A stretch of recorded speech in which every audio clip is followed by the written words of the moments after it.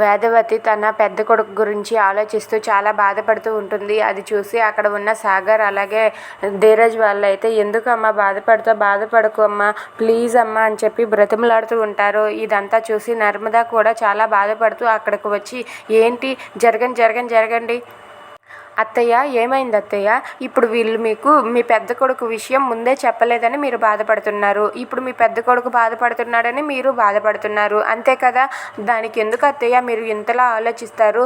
మనం ఉన్నాం కదా అత్తయ్య. వీళ్ళు మీకు ఎందుకు ముందుగా చెప్పలేదంటే మీరు బాధపడతారనే చెప్పలేదు అత్తయ్య. మీ ముందు చెప్పేంత ధైర్యం వీళ్ళకి లేదు అత్తయ్య, అందుకే వీళ్ళు ముందుగా చెప్పలేదు.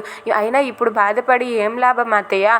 మనం ఎంత బాధపడినా మళ్ళీ ఆ రోజులు తిరిగి తీసుకురాలేం కదా, మళ్ళీ మంచి భవిష్యత్తుని ఇవ్వగలం కదా. మామయ్య గారు ఏం చెప్పారు? తన కోసం మంచి సంబంధం తీసుకువస్తానని చెప్పారు కదా.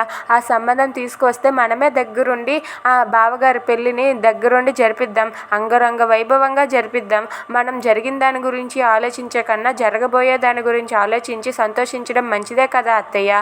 దయచేసి నేను చెప్పేది వినండి అత్తయ్య, మీరు బాధపడకండి. బావగారి పెళ్ళిని మనమే దగ్గరుండి అంగరంగ వైభవంగా జరిపిద్దాం అత్తయ్య. మీరు బాధపడి ఏం లాభం? మీరు బాధపడితే వీళ్ళు కూడా బాధపడుతున్నారు, వీళ్ళు బాధపడితే మేము బాధపడతాం. దయచేసి అర్థం చేసుకోండి అత్తయ్య. నేను ఎందుకు చెప్తున్నానో, మనం బావగారి పెళ్ళిని దగ్గరుండి బాగా జరిపిద్దాం అత్తయ్య, మీరేం బాధపడకండి అని చెప్పి అంటూ ఉంటుంది. అది విని వేదవతి అయితే మౌనంగా చూస్తూ ఉంటుంది. అలా నర్మద వాళ్ళ అత్తయ్యని ఒప్పించడం చూసి సాగర్ అయితే చాలా సంతోషిస్తూ ఉంటాడు.